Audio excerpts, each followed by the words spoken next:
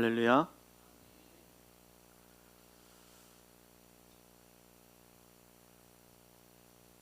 자, 우리 옆에 있는 분 보고 인사합시다. 잘 오셨습니다. 오늘은 졸지 맙시다.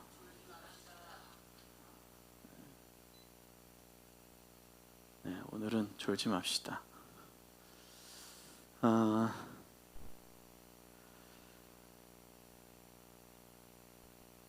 한 주간 어떻게 지내셨어요?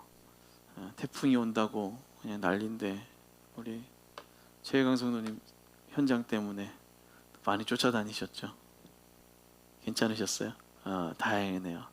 제일 걱정이 되는 게 다른 분들도 많이 걱정이 되지만 우리 최혜강 성도님이 이제 또 현장들이 많아서 그 현장에 괜히 또 이제 뭐 해달라 막 이러면 그 비 오는 날 가야 되잖아요. 그러면 큰일이거든요. 그래서 태풍 오는 날 다른 기도도 많이 했지만 현장을 위해서 좀 중보했던 기억이 있습니다. 그러면서 그 많은 생각을 해봤어요. 도대체 교회란 무엇일까라는 거예요. 요즘 교회라는 공동체를 여러분 뭐라고 생각하십니까? 교회. 여러분 요즘 뭐 많은 그 학자들이 교회에 대해서, 기독교 학자들이, 기독교 교육을 하는 학자들이 교회에 대해서 얘기합니다. 교회는 이제 미래가 없다.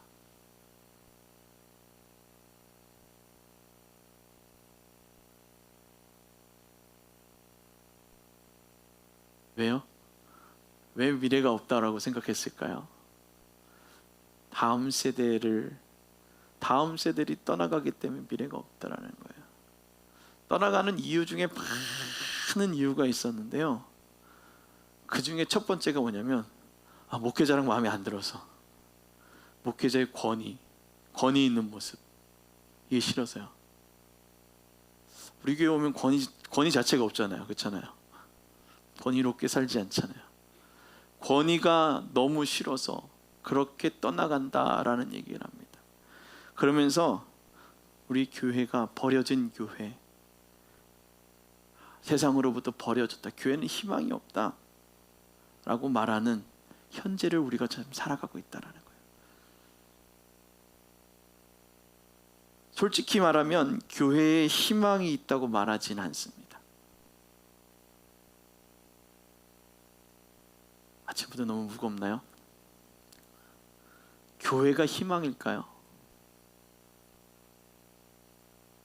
교회라는 그 단어가 사용되어진 것은 얼마 되지 않았습니다.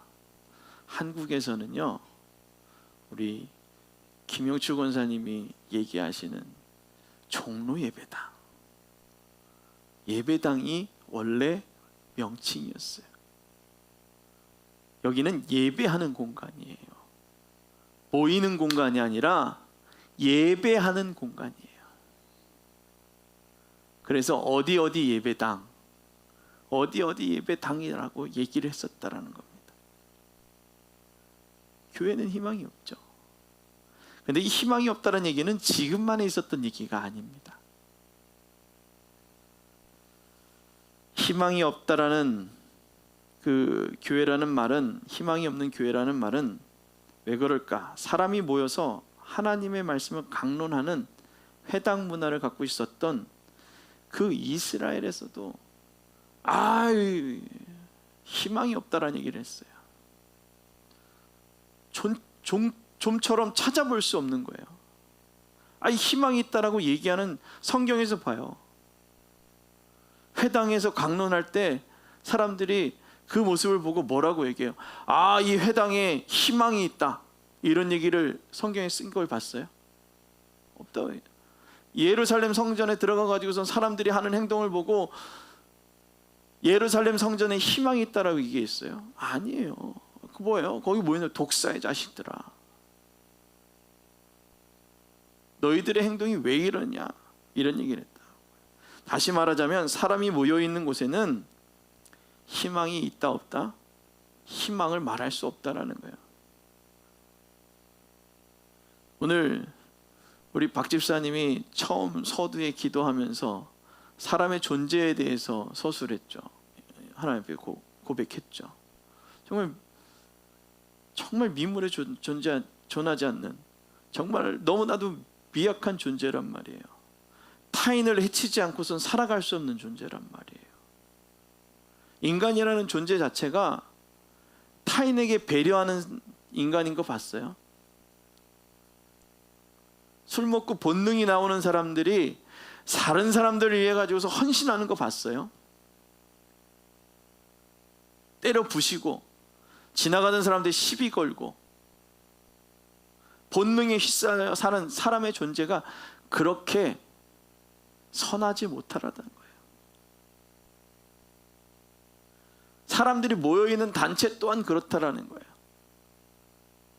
오늘 구리에 있는 어떠한 그 노인 단체, 노인 실버 이거 운영하는 그 단체 회장이 일도 안 해놓고선 일했다고 하면서 그 타갔다고 몇 차례 이렇게 해가지고선 뉴스 나온 것도 봤더라고요.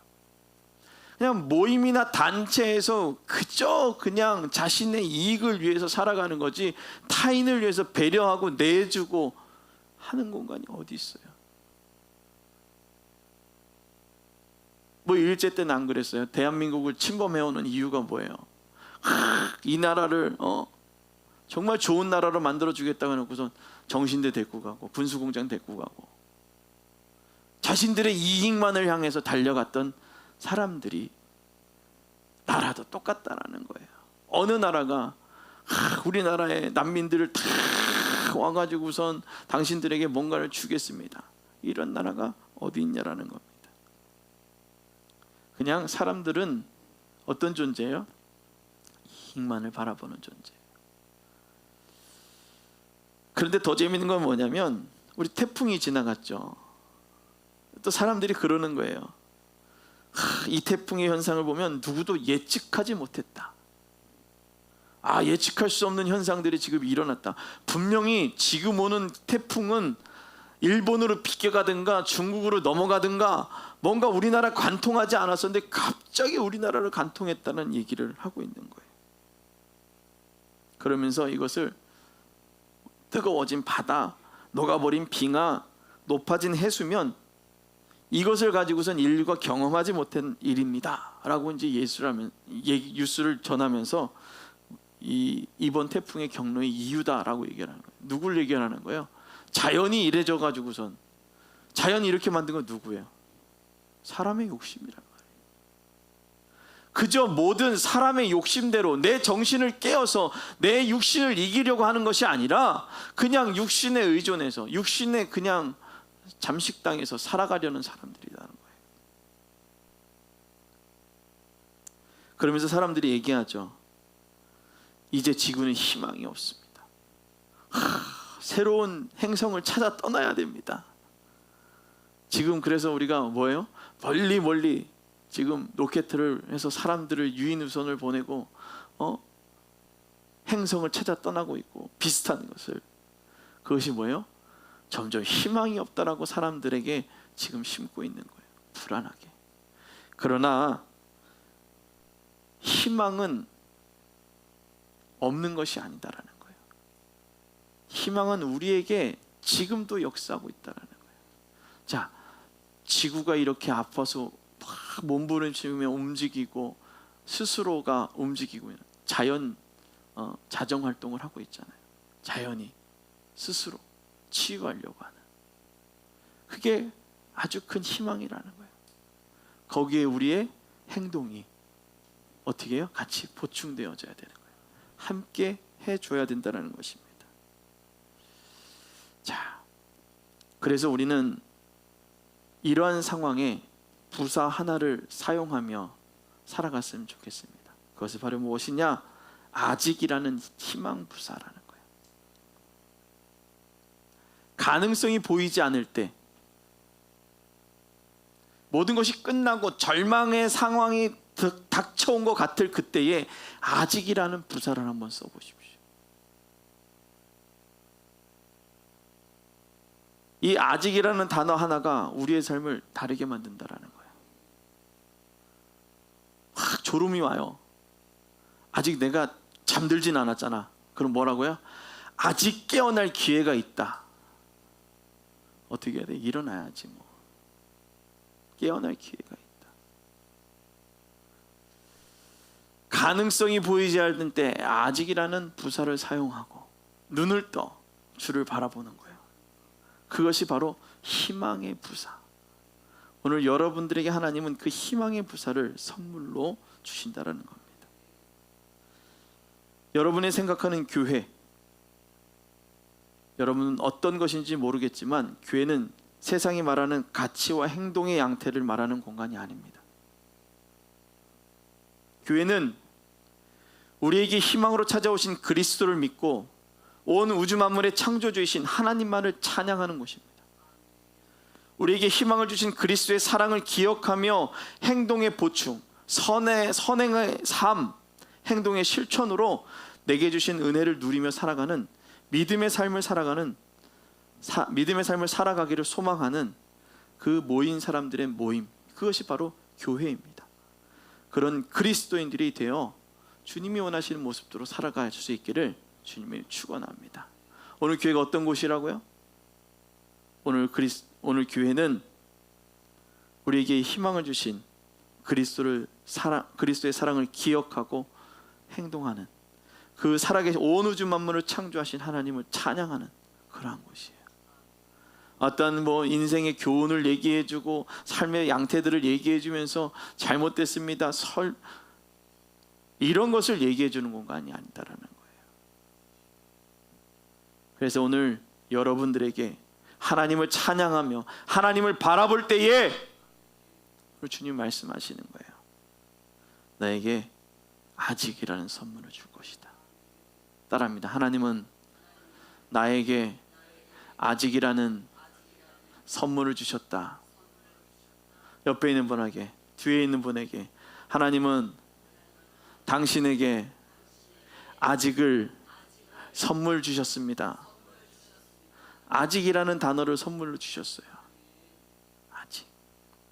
아직 끝나지 않았다라는 거예요. 사람은 참으로 연약한 존재입니다.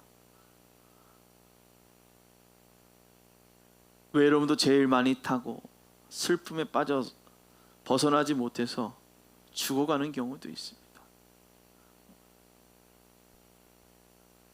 이런 절망의 상황들을 말할 때 우리는 웅덩이에 빠졌다, 아니면 물에 빠졌다라는 표현을 합니다. 무슨 이런 웅덩이에 빠져서 진짜 이 시궁창 같은 데 빠져가지고 내가 정말 이런 곳에서 내가 살아야 되나, 내가 물에 빠져서 허적거리면서 살려달라고 하는 이 상황을 내가 지금 살아야 되나, 이렇다라는 거예요. 우리는 그렇게 절망의 상황들을 표현하고 있습니다. 이 표현은 내가 진짜 절망스럽다, 내가 이런 삶을 살아가고 있다라고 말하고 있는 거예요. 희망을 볼 수 없는 비관적인 삶을 살아갈 때, 그때를 가리켜 우리는 내가 시궁창 같은데 이런 웅덩이에 빠져서 내가 이렇게 살아야 되나, 내가 꼭 물에 빠져 있는 것 같아, 물속에 빠져서 허우적거리고 누가 나를 건져줄 자가 아무도 없어. 여기에다가 아직이라는 단어를 붙이면 아직 구해줄 수 있는 시간이 남았잖아. 아직 만날 수 있는 기회, 깨끗이 청소할 수 있는 기회가 남아있잖아. 그 아직이라는 그런 희망의 단어를 사용해 볼 수 있기를 주님의 부탁을 드립니다. 비관적인 삶을 살아갈 때를 가리켜 우리는 또 이렇게 얘기하기도 합니다. 내가 계획했던 모든 상황이 꺾어지고 내가 할 수 있는 가능성은 아무것도 없는 그때를 우리는 너무나도 비관적인 삶을 살아간다라고 말하는 거예요. 그러면서 비관하면서 세상을 바라보죠. 우리 옆에 있는 분하고 이렇게 봅시다. 이렇게 말해봤으면 좋겠습니다. 당신은 희망을 보십니까? 뭐라고 대답해요? 대답이 없어요? 대답을 해봐요. 예, 희망을 보시길 바랍니다. 예. 오늘 22절 24절 말씀에 보면 그렇게 나와 있죠. 한번 볼까요? 봅시다. 예수께서 즉시 제자들을 재촉하사 자기가 무리를 보내는 동안에 배를 타고 앞서 건너편으로 가게 하시고 무리를 보내신 후에 기도하러 따로 산에 올라가시니라. 저물매 거기 혼자 계시더니. 완벽하게 예수님과 제자들의 분리의 모습입니다. 예수님은 제자들을 먼저 보내시고 기도하러 산에 올라가시고, 예수님의 혼자 계심은 제자들에게는 예수님의 부재였습니다. 부모의 부재, 나의 보호자의 부재, 뭔가 나를 의존할 수 있는 어떠한 존재의 부재. 그 부재는 사람을 불안하게 만들 수도 있습니다. 저 바다 멀리 내가 더 이상 내 힘으로 할 수 없이 그냥 배에 타고 있는 그 상황, 노를 저어도 저을 수 없고 키를 방향타를 아무리 움직여도 내 말을 듣지 않는 그때에 오늘 그들에게 닥친 그 고난, 내가 인생을 살아가면서 뭔가 내 멋대로 되어지지 않는 그때, 그래서 우리는 뭐라고 얘기합니까? 고난이다라고 얘기하죠. 뭔가 되어지지 않는 거야. 그 고난은 그리스도의 부재로 인해 시작되어졌다라는 겁니다.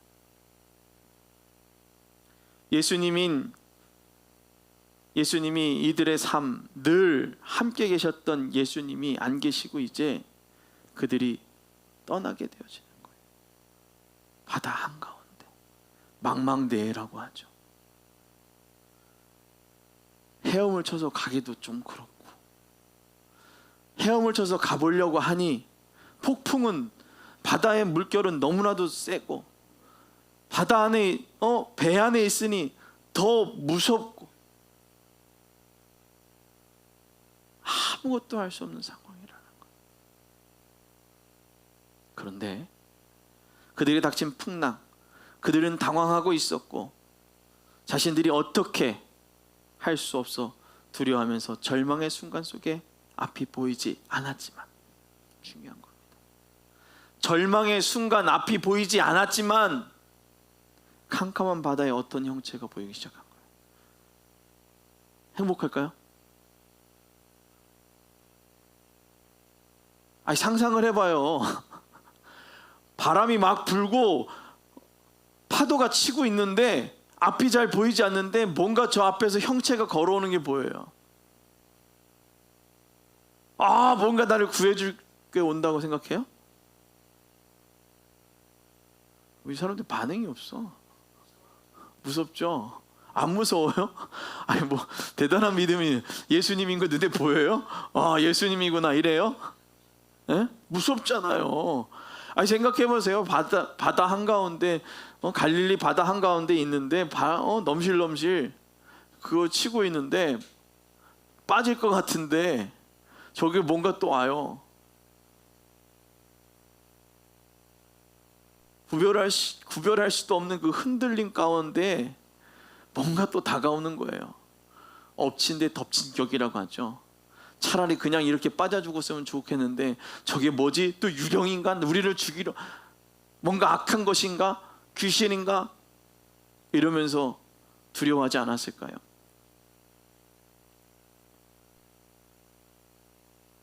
오늘 그들의 말에 보면 유령이지 않았겠느냐라는 얘기를 합니다. 그렇다면 무슨 얘기냐면 그들은 무엇을 알고 있었다라는 거예요? 유령을 알고 있었다라는 거예요. 유령을 알고 있었죠. 유령도 알고 귀신도 알고 악마도 알고 별거 다 알고 있었는데 그들과 늘 함께하면서 죽은 자를 살리시고 안질병이를 일으키시고 오늘 그 전에 어떤 일이 있었어요? 오병이어의 놀라운 능력도 봤는데 오늘 한계가 없으신 하나님, 한계가 없으신 예수 그리스도에 대해서는 전혀 믿지 않고 지금 당황한 거예요. 무서운 거예요. 여러분 안 무서워요?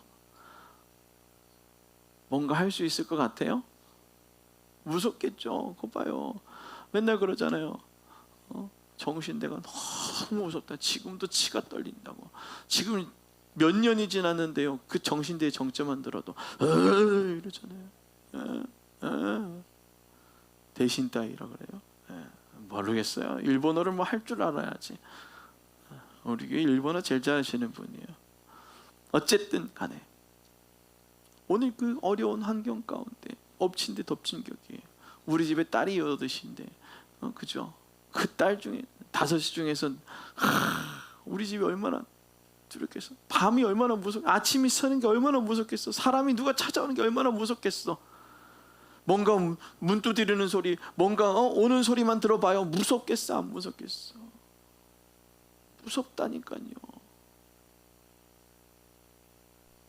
전혀 여러분들은 무서움이 없어요. 그래요. 우리말도 못했댔잖아요. 할 수 있는 게 아무것도 없었다라는 거예요. 아무것도 할 수 없는 그때에 오늘 그들에게 이제 놀라운 말이 나오기 시작합니다. 안심하라. 나니 두려워하지 말라.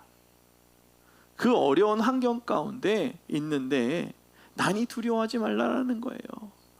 한계가 없으신 예수 그리스도가 그들에게 찾아와 두려워하지 말라라는 것입니다. 제자들이 두려워하지 않을 수 있는 분명한 이유, 그것이 아직 배가 뒤집어지지 않았고 아직 예수님이 함께 하신 것을 볼 기회가 남아있다라는 거예요.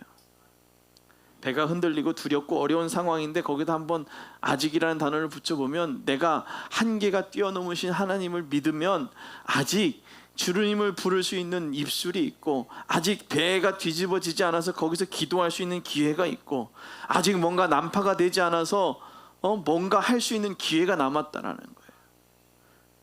아직이라는 선물을 오늘 여러분들에게 주님은 주셨다라는 겁니다.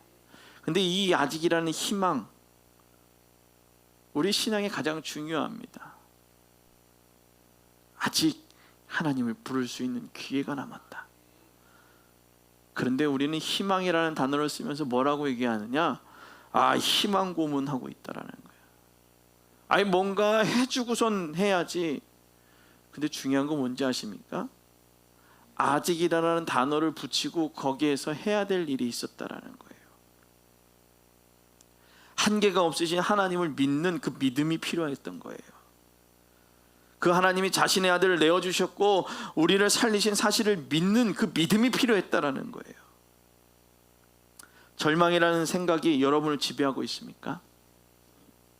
그렇다면 이제 아직이라는 단어를 한번 붙여보시길 바랍니다. 아직 내가 뭐뭐 할 기회가 있어.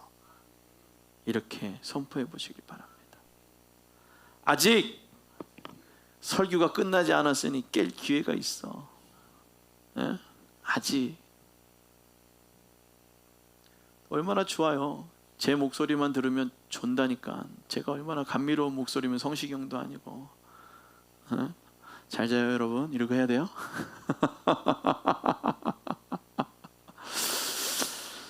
자, 오늘 하나님은 아직이라는 거 수정할 수 있는 기회를 준 거예요. 우리를 위해 죽으시고 우리에게 아직이라는 놀라운 가능성을 선물해 주셨어요. 하나님께서 내게 주신 아직의 선물을 잘 누리며 살아갈 수 있기를 주님의 부탁을 드립니다. 두 번째로는 하나님의 거리와 나의 거리는 다르다라는 거예요. 하나님 내게 아직의 선물을 주셨는데 그 아직의 희망을 줬는데 희망이 이루어지는 거리, 시간, 이것이 누구와 다르다고요? 하나님의 시간과 나의 시간이 다르다. 하나님의 거리와 나의 거리가 다르다는 거예요. 분명 하나님이 나와 함께하고 계시는데 나는 그 거리가 느껴지질 않는 거예요. 나는 더 가까이 와야 느낄 수 있는 거예요. 왜요? 감각이 무뎌져서. 그런데 내 감각이 온전해지면 내 감각이 더 발달되어져요. 다시금 얘기하면 영성을, 오늘 우리에게 얘기했던 하나님의 그 성령의 충만함을 향해 영적 훈련을 다 열심히 해서 하나님을 의지하고 기도하고 나아간다면 하나님이 지금 나와 함께 하심을 느끼게 되어져요. 그것을 느끼는 거예요. 기도하기를 애쓰고 영적 훈련에 애써야 되는데, 영적 훈련이 뭐가 필요해? 그냥 살면 되지 말이야. 아침에 일어나서 밥 먹고 출근하기도 바빠 죽겠는데 무슨 영적 훈련이야? 이런 얘기 안 해요? 그런 얘기 하잖아요. 현대인들한테 가장 얘기하는 거예요. 뭐야? 야, 일하기도 바쁜데 무슨 영적 훈련이야? 뭐 일하기도 바쁜데, 살림하기도 바쁜데, 애 키우기도 바쁜데 무슨 말씀을 봐? 영적 훈련을 왜 해? 그냥 교회만 나가면 되지 뭐. 그러니까 하나님이 지금 나와 함께하고 있는지 함께 하시지 않은지에 대한 감각이 무뎌지는 거예요. 우리는 하나님의 모든 역사를, 하나님의 생각을 나의 생각으로 판단하려는, 내가 막 무뎌져 있어가지고서 느끼지도 못하는데 하나님이 없다고 얘기하는 거예요. 지금도 있다니까요. 귀가 무뎌지지 않아야 되는데, 귀가 무뎌지고 힘이 없어지면, 귀가 힘이 없어지면 가시청 범위가 점점 폭이 줄어들어요.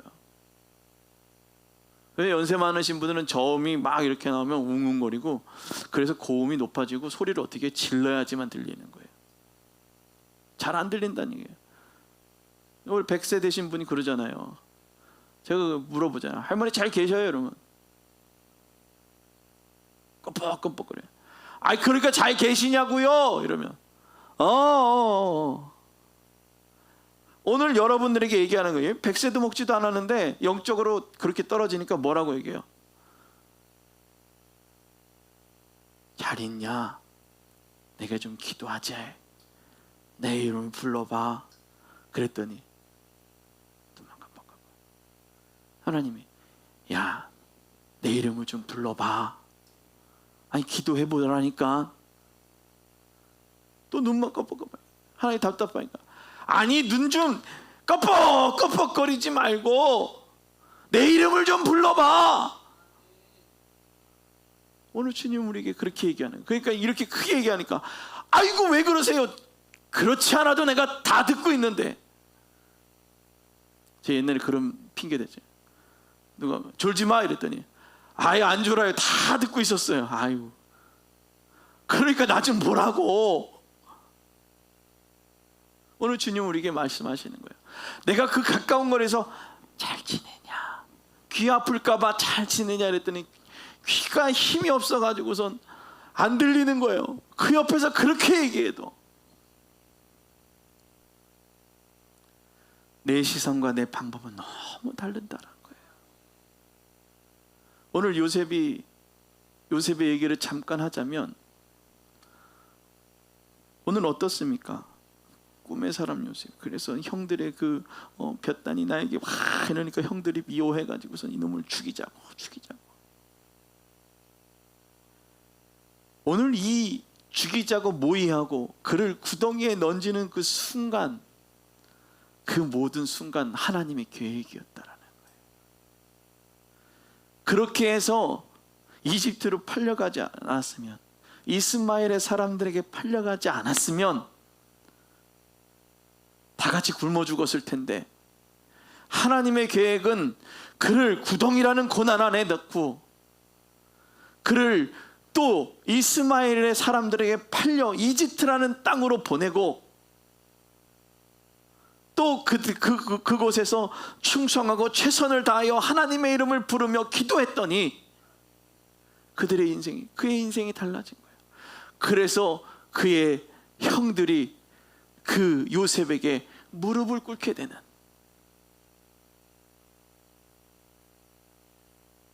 그렇지 않았다면 무릎을 꿇었겠어요? 또 다른 방법으로 하나님이 역사할 수 있었겠지만, 오늘 거기에선 하나님은 너의 그 고난에도 내 계획이 분명히 있다라는 거예요. 그래서 요셉은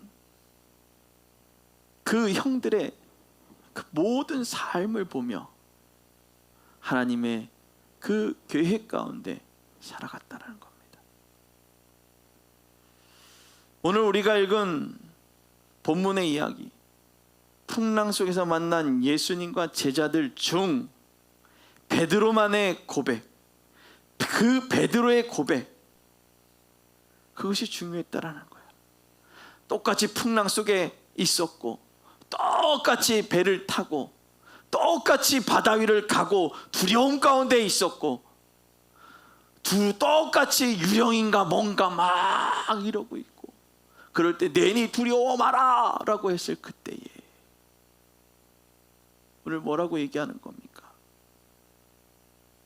주님이시거든. 나를 명하사 물 위로 오라 하소서 하니 오라. 베드로가 배에서 내려 물 위로 걸어 예수께로 가다. 부른 거예요. 주님이십니까? 내니 두려워하지 말라 그러니 정말 주님이십니까? 그럼 제가 가겠습니다. 우리 믿음이 그렇지 않습니까?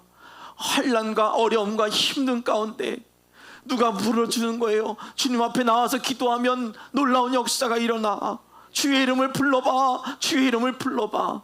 그런데 주의 이름을 부르고 주님이십니까? 내가 주님의 말씀대로 달려나아가겠습니까? 라고 달려나아갔는데 왜 발밑에 풍랑이 눈에 보여? 예수님을 보고 달려나아갔는데 왜 갑자기 발밑에 풍랑이 보여? 그 풍랑이 나를 두렵게 하는 거예요. 우리의 인생에 예수님을 바라보고 그렇게 열심히 달려나아간다고 했지만 오늘 우리에게 필요한 것이 무엇이었습니까? 그 발밑의 풍랑은 잠잠해질 수 있는 거예요. 아마 이 생각을 했으면 어떨까? 이 말씀을 보면서 생각했어요. 제가 예수님, 정말 예수님이시면 저를 명하사 예수님께로 물 위를 걸게 해주십시오. 그리고 갔다가 보였어요. 그러면 예수의 이름을 명하노니 이 풍랑아 잠잠해져라. 여러분 이런 상상 안 해봤어요? 여러분들의 믿음이 예수를 보고 달려나아가다가 풍랑으로 힘들게 하고 두려움이 다가올 때 그 안에 빠져서 이러지 마시고 예수의 이름을 명하노니 풍랑아 잠잠해져라. 아멘. 그렇게 선포하는 거예요. 오늘 그렇게 선포할 때 하나님 놀랍게 역사하신다는 거예요. 그런데 오늘 베드로와 같은 믿음도 필요하다는, 그런 일도 있을 수 있다라는 거예요. 그 풍랑 때문에 예수님을 바라봤지만 그 풍랑 때문에 어떻게 해요? 그래도 다행인 것은 베드로가 어부 출신 아닙니까?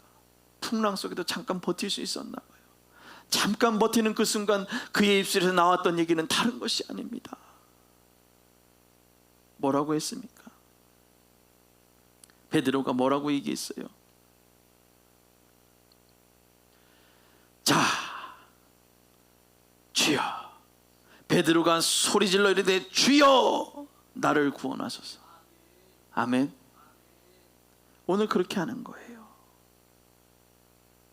막연히 하나님이 하실 거야 라고 하는 낙관주의자처럼 생각하는 것이 아니라 어렴풋한 기대만 하는 것뿐 아니라 풍랑과 같은 고난이 덮쳐올 때에 비관적으로 부정하는 것이 아니라 누구의 이름을 불러요? 주의 이름을 부르는 거예요. 하나님의 생각과 방법은 아주 간단한 방법이었습니다. 로마서 10장 9절부터 10절까지의 말씀인데, 내가 만일 내 입으로 예수를 주로 시인하며 또 하나님께서 그를 죽은 자 가운데서 살리신 것을 내 마음에 믿으면 구원을 받으리라. 사람이 마음으로 믿어 의에 이르고 시인하여 구원에 이르니라. 성경에 이르되 누구든지 그를 믿는 자는 부끄러움을 당하지 아니하리라 하니. 아멘. 오늘 로마서 10장 9절부터 11절까지의 말씀이에요. 하나님은 항상 우리와 함께 계시고 우리의 삶에 하나님의 거리를 두고 함께 하십니다. 나는 하나님의 거리를 느낄 수 없는 존재가 되어지지 않도록 영적인 훈련, 영적인 그 훈련에 늘 함께 할 수 있기를 주님의 부탁을 드립니다.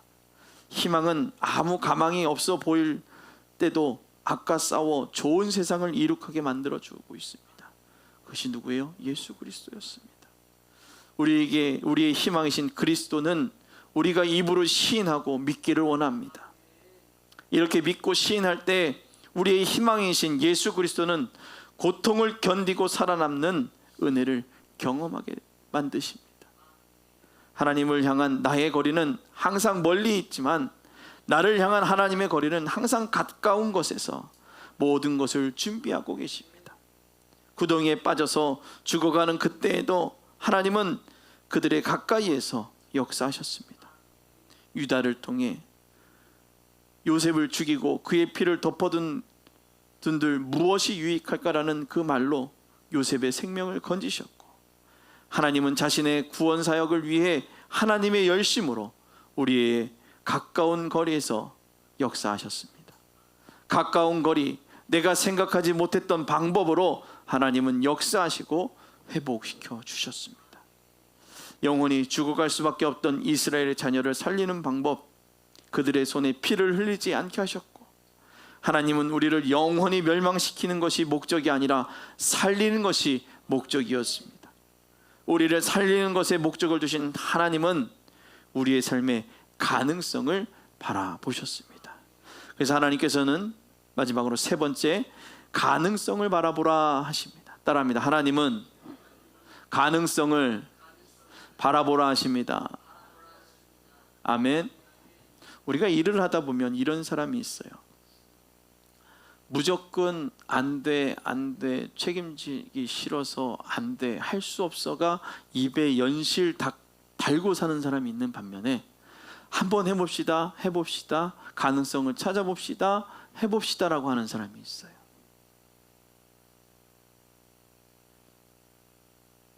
어떤 사람하고 있는 게 행복할까요? 가능성을 찾아보는 사람과 함께 있는 것이 행복해요. 우리는 베드로의 모습을 보면서 저 믿음 없는 사람 같으니라고 말할 때도 있습니다. 그러나 그 사람은 믿음 없는 사람이 아니었습니다.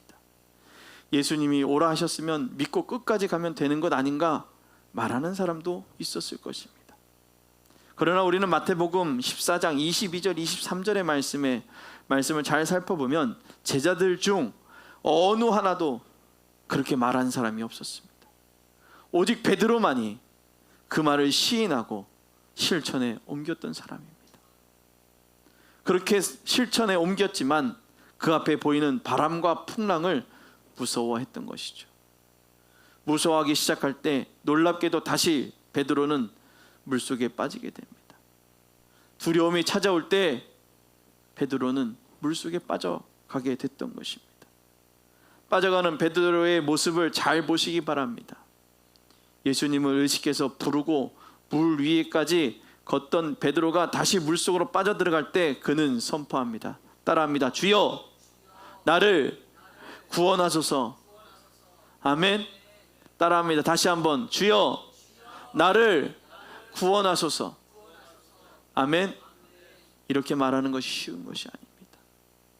두려움 가운데 내가 절망의 속에서 허우적거리는 그때에 내가 입을 하늘로 들어 주여 나를 구원하소서 선포하는 것이 쉽지 않다라는 것입니다. 물속에 빠져 들어갈 때 할 수 있었던 말은 나의 가능성이 아닌 하나님의 가능성을 선포하는 것입니다. 주여 나를 구원하소서. 로마서 10장 13절에 누구든지 주의 이름을 부르는 자는 구원을 받으리라. 아멘. 오늘 그렇게 말씀하셨습니다. 베드로의 행동, 그 믿음 없는 모습이라고 생각하면서 구원을 받을 수 없지만 빠져갔던 베드로가 그 마지막에 죽어가기 그 순간, 그러니까 죽어가기는 아니요, 빠져들어가 가지고선 이러고 하고 있던 그 순간에 뭐라고 얘기했습니까? 주여 나를 구원하소서. 사람은 희망보다 절망을 봅니다. 빠져들어갔어요. 예수님이 여기 있긴 한데 빠져들어갔어요. 허우적대고 있어요. 더 이상 내가 이 풍랑에서 버틸 힘이 없어요. 그래, 끝났구나. 사람이 죽어가는데 가장 큰 이유는 희망을 잃을 때, 할 일이 없을 때 희망을 잃고 죽어가는 겁니다. 배를 타고 있던 제자들 중 모두가 예수님을 보고 물 위를 걷게 하소서라고 말한 것이 아니었죠. 누구만요? 오늘 누가 보면 미련한 사람이라고 말할 수 있는 베드로 한 사람만이 말했습니다. 무리로 오라 하소서. 오늘 여러분들이 나의 그 고통, 나의 그 혼란, 두려움, 주님 이곳에서 나를 건지소서. 주여 내가 이곳에서 평안으로 나를 이끄소서. 그렇게 말할 수 있어야 되는 거예요. 그렇게 이끄소서라고 말할 수 있지만 오늘 베드로와 같이 또 풍랑에 밑으로 내려갈 수도 있다라는 거예요. 그럴 때에 우리가 또 뭐라고 선포해야 돼요? 주여 나를 구원하소서. 오늘 로마서 10장 14절에 이렇게 얘기합니다. 그런즉 그들이 믿지 아니하는 이를 어찌 부르리요? 듣지 못한 이를 어찌 믿으리요? 전파하는 자가 없이 어찌 들으리요? 뭐예요? 믿으니까 부를 수 있는 거예요. 믿으니까 말할 수 있는 거예요. 죽음의 두려움 가운데 주의 이름을 부르며 말할 수 있느냐? 그건 믿는 사람만이 할 수 있는 거예요. 믿는 사람만이 주여 나를 구원하소서, 주여 나를 천국에 오늘 함께하게 하소서, 그렇게 말할 수 있는 거예요. 마태복음 14장 31절 33절에 보면 이렇습니다. 예수께서 즉시 손을 내밀어 그를 붙잡으시고 부르짖으니까 즉시 잡아주셨다라는 거예요. 이르시되 믿음이 작은 자여 왜 의심하였느냐? 배에 함께 오름에 바람이 그치는지라. 배에 있는 사람이 예수께 절하며 이르되 진실로 하나님의 아들이소이다. 베드로의 그 놀라운 행위는 많은 이들에게 무엇을 전하게 됐습니까? 하나님의 아들임을 보이게 했다라는 겁니다. 사람들의 시선이 희망의 시선으로 전환되었습니다. 절망, 불안함, 두려움, 이제 모든 것이 끝났다라는 그 순간에 이제 희망을 본 것입니다. 아직 육지로 갈 수 있어. 이제 이렇게 가능성이 전환이 이루어지고 사람의 가능성에 머물러 있던 이들은 이제 하나님의 가능성을 바라보게 되는 겁니다. 따라합니다. 하나님의 가능성을 바라보자. 아멘. 옆에 있는 분하고 이렇게 고백합시다. 하나님의 가능성을 바라봅시다. 아멘. 네, 하나님의 가능성을 바라보는 거예요. 왜 안 되지? 끝났어. 우리는 안 될 거야. 이것이 아니라 아니야. 하나님이 하시면 되는 거야. 하나님이 하시면 되더라. 이렇게 말할 수 있어야 되는 거예요. 사람들은 그렇게 사람의 생각으로만 얘기하고 있어요. 베드로의 작지만 큰 행동으로 모든 이들을 고백하고 믿게 되는 겁니다.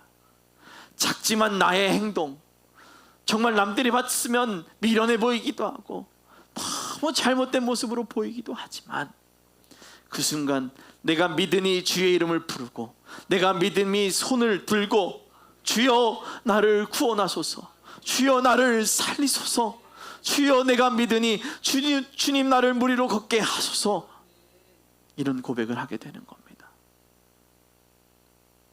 우리는 늘 희망을 바라보려 하지만 절망도 빠지게 됩니다. 또 희망을 잘못 말하다 보면 그냥 낙관론자가 돼서 구체적인 실천과 움직임이 없게 되는 거예요. 예수를 믿고 나오는 우리들이 그냥 그래 예수님이 하시면 되겠지 뭐 이런 것이 아니라 오늘 그 예수님이 나에게 말씀하신 것처럼 영적인 훈련을 하는 거예요. 영적인 훈련을 위해서, 영성 훈련을 위해서 애쓰는 거예요. 우리 여기 뭐라고 써져 있어요? 위에 성령으로 살아라. 성령 충만하기 위해서 기도하는 거예요. 날마다 그의 삶을 살아가기 위해 기도하는 것입니다. 우리가 말하는 희망인 그리스도의 구속의 은혜를 믿을 때 그리스도가 여러분을 구속하셨습니다. 하나님의 가능성을 보게 되는 거예요. 하나님은 하나님의 가능성을 바라보며 우리의 인생의 배에 그리스도와 함께 하나님의 순풍을 맞으며 가라고 말씀하십니다. 하나님의 순풍을 통해 우리의 삶의 행동이 달라지고 그리스도인의 상황과 모습의 작은 변화가 복음으로 전하고 또 우리가 작은 행동으로 보여지는 그 그리스도인의 삶이 그들에게 보여 그들에게도 그리스도의 살아계심을 선포하게 되어집니다. 오늘 그들이라는 단어, 내 주변에 있는 사람들, 정말 소외받은 이들, 아니 예수를 믿다 낙심한 이들, 그들에게 나의 작은 행동으로 말미암아 그 놀라운 역사가 일어나게 되어진다라는 거예요.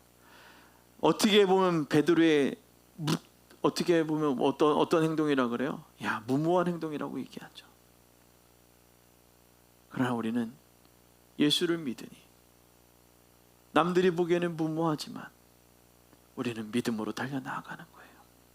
믿음으로 선포하는 것입니다. 오늘 우리가 행하는 작은 행동과 노력은 결국 하나님의 나라가 이루어지는 작은 걸음이 됩니다. 그러니 이제 복음의 희망을 품고 행동하는 그리스도인으로 살아가기를 축원합니다. 오늘 하나만 기억하시길 바랍니다.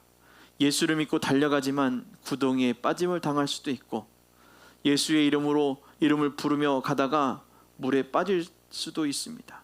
그러나 나의 열심이 아닌 하나님의 열심을 의지하고 나아가시기를 주님의 부탁을 드립니다. 그리고 이렇게 고백합시다. 주여 나를 구원하소서. 아멘. 우리 이렇게 고백하며 나아갑시다. 이 사실만을 꼭 기억하며 행하는 우리 모두가 되기를 주님의 이름으로 축원합니다. 기도하겠습니다. 거룩하신 하나님, 주만을 의지하며 살아나가게 하여 주옵소서. 주만을 의지하며 믿음으로 살게 하옵소서. 주여, 우리의 눈앞에 보이는 풍랑이, 우리의 삶에 있는 두려움이 우리를 엄습해 오지만 우리에게는 아직이라는 희망을 주셨고 그 희망의 그리스도, 그 그리스도를 믿으며 선포합니다. 주여 나를 구원하소서. 주여 나를 물 위로 걷게 하소서. 주여 나를 구원하소서. 그렇게 고백하며 나아가는 우리의 삶이 되어지게 하여 주옵소서. 감사드리며 예수님의 이름으로 기도드리옵나이다. 아멘.